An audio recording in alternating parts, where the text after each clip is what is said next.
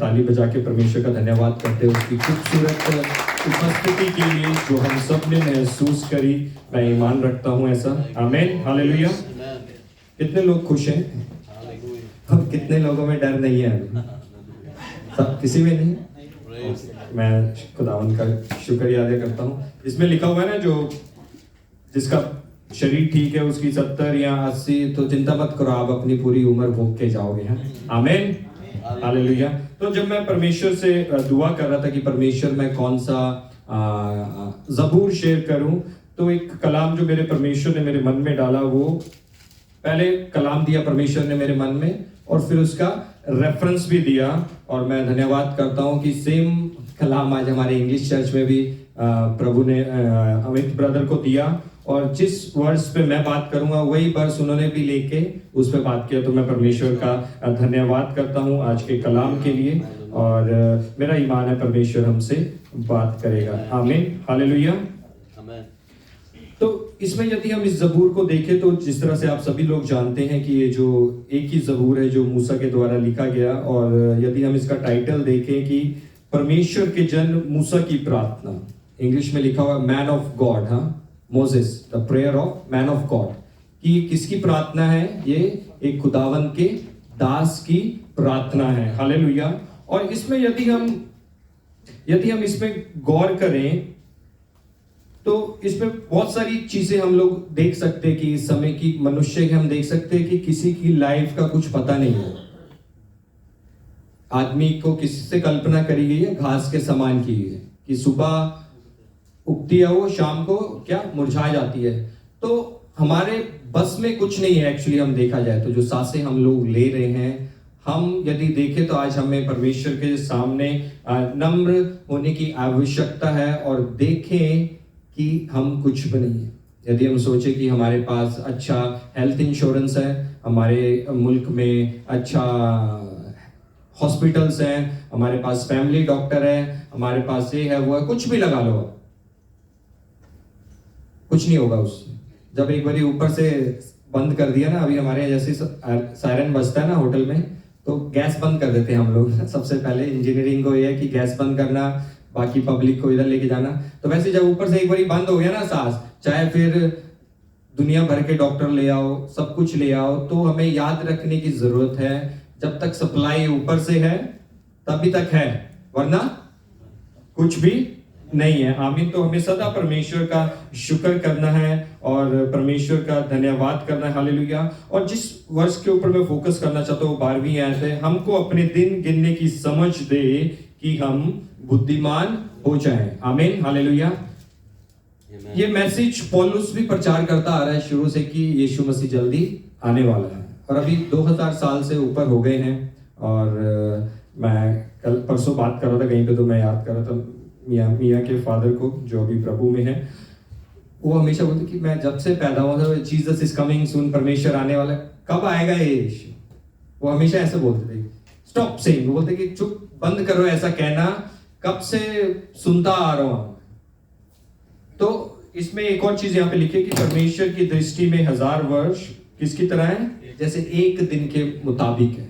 तो उन कालों का प्रेरितों के काम में लिखा, उन कालों को हमें जानने की आवश्यकता नहीं है, वो पिता ने अपने पास रखी हुई है। लेकिन जो हमें करने की जरूरत है, जो वचन यहाँ पे हमें सिखाना चाहता है, वो ये है, क्योंकि सीधा सीधा जब मैं दुआ कर रहा था तो परमेश्वर ने रेफरेंस 90 का 12 और ये ज़बूर दिया कि हमको अपने दिन गिनने की समझ दे कि ताकि हम बुद्धिमान हो जाएं। यदि यहाँ पे जो भजनकार है मूसा जो कह रहा है कि हमें दिन गिनने की समझ दे, उसका क्या तात्पर्य है? इससे क्या कहना चाहता है यहाँ पे जो लेखक है या परमेश्वर इस वचन के द्वारा हमें क्या कहना चाहता है? क्या समझते हैं आप लोग इस चीज? कुछ तो मतलब आ रहा होगा ना दिमाग में। फिर भी कोई रेफरेंस कि कहना क्या चाहता है जो मूसा इस वचन के द्वारा, कि हमें अपने मतलब और हमें समझ दे कि बुद्धिमान हो। यदि हम इफिसियों में पढ़े तो वहां पे हम लोग इसको और अच्छे से देख सकते हैं। इफिसियों की पत्री 5 उसका 14 से पढ़ूंगा मैं। इस कारण वह कहता है, हे सोने वालों, हे सोने वालों, जाग और मुर्दों में से जी उठ, तो मसीह की ज्योति तुझ पे चमकेगी। इसलिए ध्यान से देखो कि कैसी चाल चलते हो। आमीन, हालेलुया। यही वहां वो बताने की कोशिश कर रहा है जो भजनकार है। फिर उसके आगे लिखा है, निर्बुद्धियों के समान नहीं पर बुद्धिमानों के समान चलो। तो हमें किसके समान नहीं चलना है? और बुद्धिमानों के समान हमें चलना है। फिर उसके आगे लिखा, अवसर को बहुमूल्य समझो क्योंकि दिन, ये अच्छे दिन है बुरे दिन है?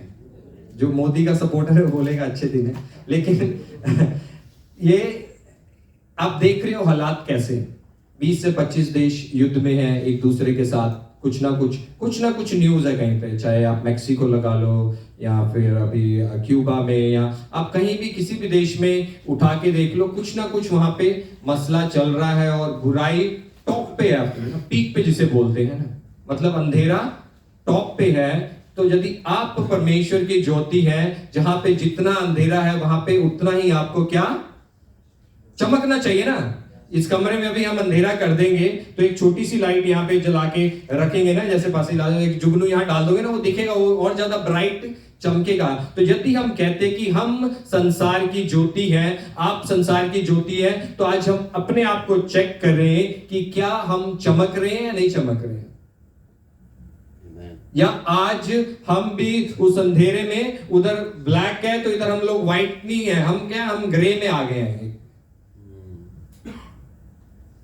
गोरे लोग एक बात बोलते, कहते कि हम लोग जो रिलेशन है हमारा प्रोफेशनली वो ठीक है, ब्लैक एंड हम लोग एंजॉय कर रहे हैं, खा पी रहे हैं, साथ में अलग है, बट जब काम की बारी है तो ब्लैक ब्लैक है, व्हाइट है।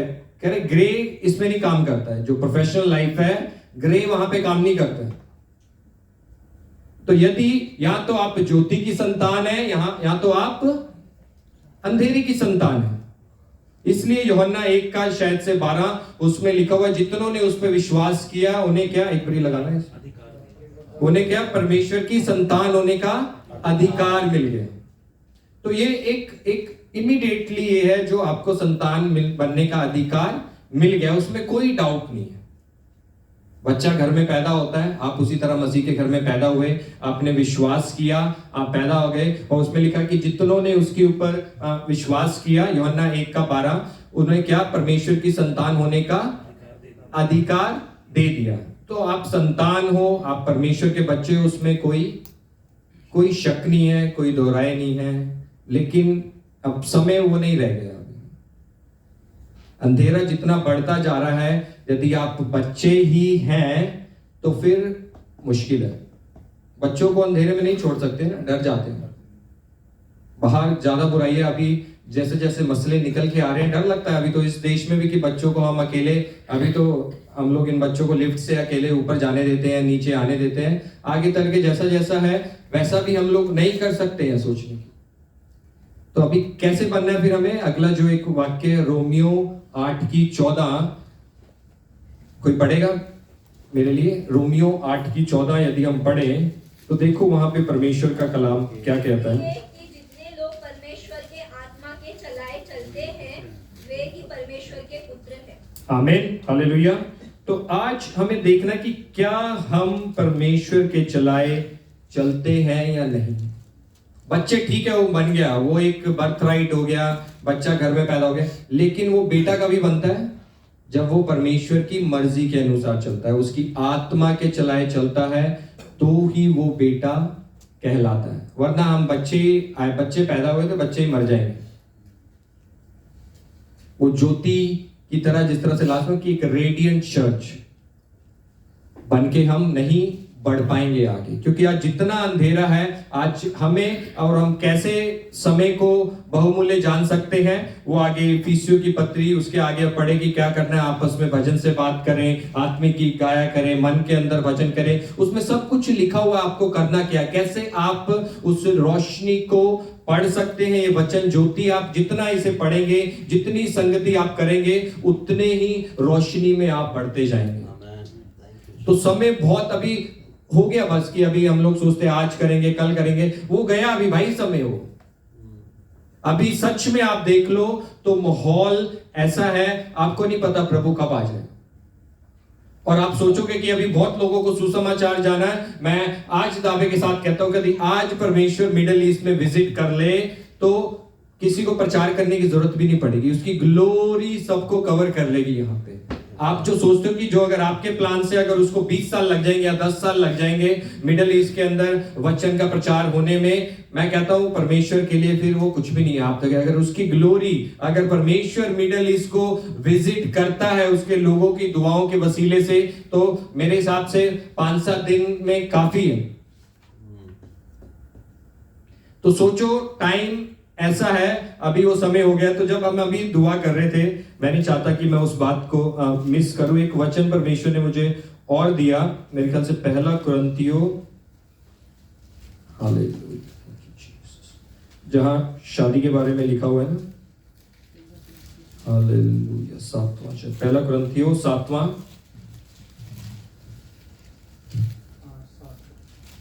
अभी मैं जब वहां पे हम लोग अभी प्रार्थना कर रहे हैं, मैं चार्ल्स को देख रहा यार इतना युद्ध शुरू हो गया है, मेरी शादी भी नहीं हुई है।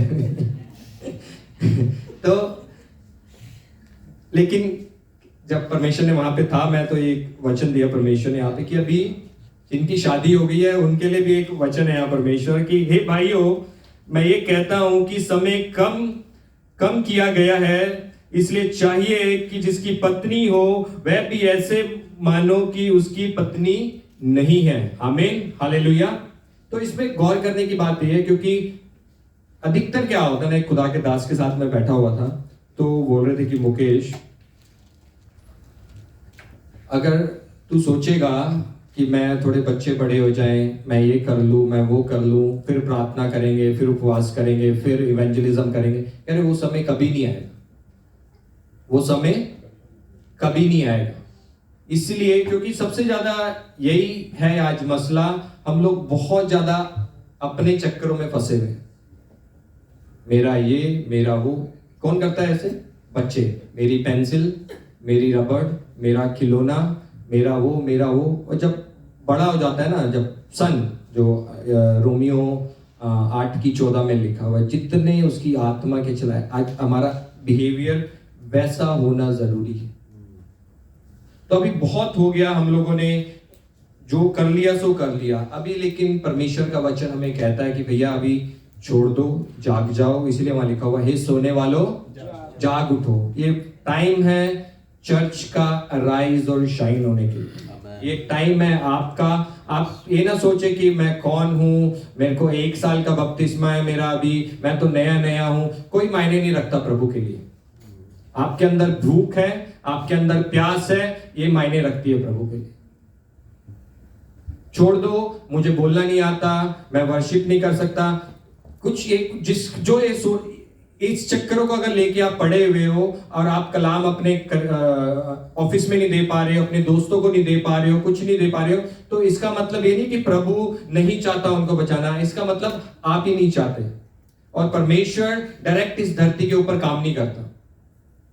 आपको इस धरती के ऊपर अधिकार दिया हुआ है, तो आज सुसमाचार भी परमेश्वर आपके जरिए ही वहां पे देना चाहता है।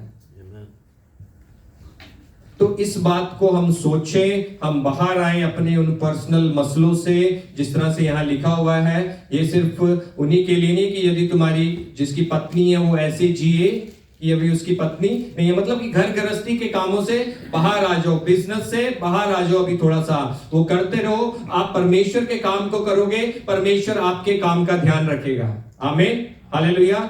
यदि आप 100% अपना ऑफिस में दे रहे हो, तब भी आपको वो रिजल्ट नहीं मिलेगा। आप 50% अपना ऑफिस में दो और 100% आप अपना प्रभु को दे रहे हो, वो 50% भी जो आपका 100 गुना देते थे ना, 500 गुना के बराबर परमेश्वर आपको फल देगा। वहां परमेश्वर का अनुग्रह आपके साथ रहेगा, फेवर आपके साथ रहेगा। आप ऐसा करके तो देखो एक बार, क्योंकि हम लोग सोचते हैं कि सब कुछ हम ही कर पाएंगे। ऐसा प्रभु नहीं कहता। प्रभु ने आपको ऐसे स्ट्रगल करने के लिए नहीं बुलाया। प्रभु ने कि जो आपका मेन मकसद है यहाँ पे परमेश्वर के कामों को करना, उसकी मर्जी को, उसका जो पर्पस है उसको हम अपनी जिंदगी के द्वारा पूरा करे। क्योंकि हम लोग तो जब प्रार्थना करने जाते हैं हमारे अपने ही मसले इतने हैं, हम प्रार्थना करने जाते हैं हमारे अपने मसले इतने हैं कि प्रभु भी भविष्यवाणी करता होगा, देखिए ये आ गया, अभी ये इस विषय के बारे में प्रार्थना करेगा, ये इस विषय के बारे में प्रार्थना करेगा। आज उस चीज से हम निकले, क्योंकि